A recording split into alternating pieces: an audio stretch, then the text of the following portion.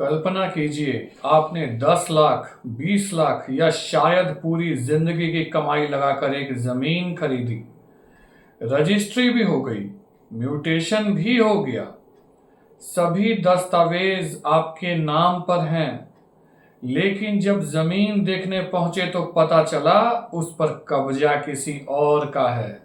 अब सवाल यह है, क्या सिर्फ रजिस्ट्री होने से जमीन आपकी हो जाती है? क्या पुलिस कब्जा दिला सकती है? क्या कोर्ट जाना पड़ेगा? आज के इस वीडियो में हम इसी सवाल का जवाब जानेंगे। नमस्कार दोस्तों, मैं सिद्धांत स्वागत करता हूं आपके अपने चैनल लीगल ज्ञान में। कब्जा और मालिकाना हक में अंतर। सबसे पहले एक बात समझिए, ऑनरशिप मालिकाना हक होता है, कागज पर मालिक होना। पोजेशन कब्जा, जमीन पर वास्तविक नियंत्रण होना। कई बार व्यक्ति मालिक होता है लेकिन कब्जा किसी और का होता है। यहीं से विवाद शुरू होता है। अब इस पर कानून क्या कहता है? भारत में जमीन से जुड़े अधिकार कई कानूनों द्वारा नियंत्रित होते हैं। ट्रांसफर ऑफ प्रॉपर्टी एक्ट 1882, यह कानून संपत्ति के हस्तांतरण से संबंधित है। जब वैध बिक्री होती है और सेल डीड बनती है तो स्वामित्व हस्तांतरित हो सकता है। रजिस्ट्रेशन एक्ट 1908, संपत्ति के लेन देन की रजिस्ट्री से संबंधित कानून। स्पेसिफिक रिलीफ एक्ट 1963, यदि किसी व्यक्ति का वैध कब्जा छीना गया हो तो वह अदालत से राहत मांग सकता है।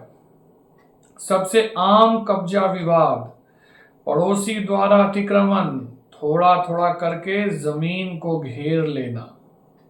फर्जी विक्रेता, जिसके पास अधिकार ही नहीं था। पारिवारिक विवाद, भाई भाई के बीच जमीन विवाद। खरीद ली लेकिन कब्जा नहीं मिला, ग्रामीण क्षेत्रों में यह बहुत आम बात है। सरकारी रिकॉर्ड और वास्तविक स्थिति अलग, कागज कुछ और बताते हैं, जमीन पर स्थिति कुछ और होती है।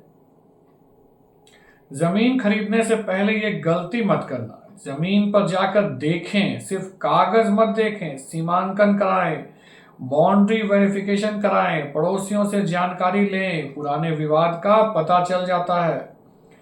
कब्जा प्रमाणित करें, विक्रेता वास्तव में कब्जे में है या नहीं।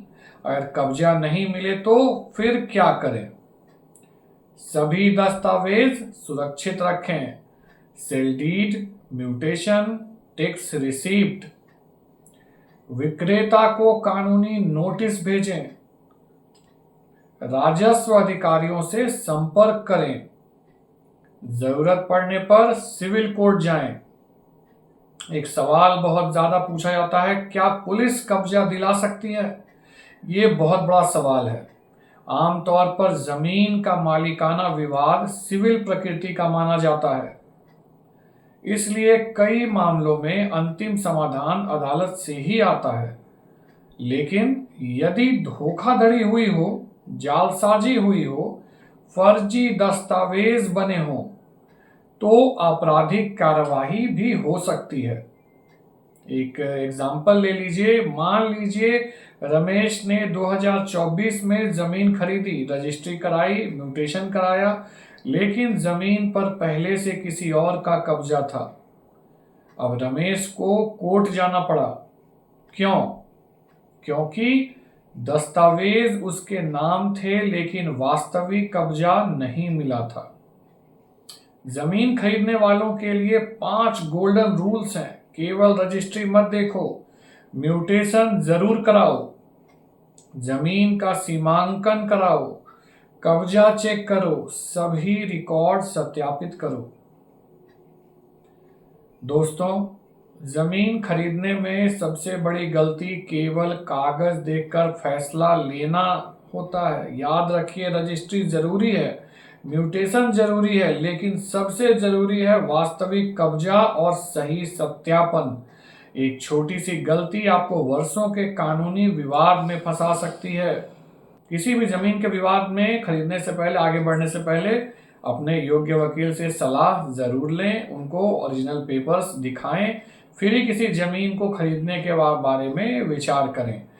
ये वीडियो आप लोगों को कैसा लगा? अगर वीडियो अच्छा लगा हो तो कमेंट करके ज़रूर बताएं, वीडियो को लाइक करें और चैनल को सब्सक्राइब करना ना भूलें।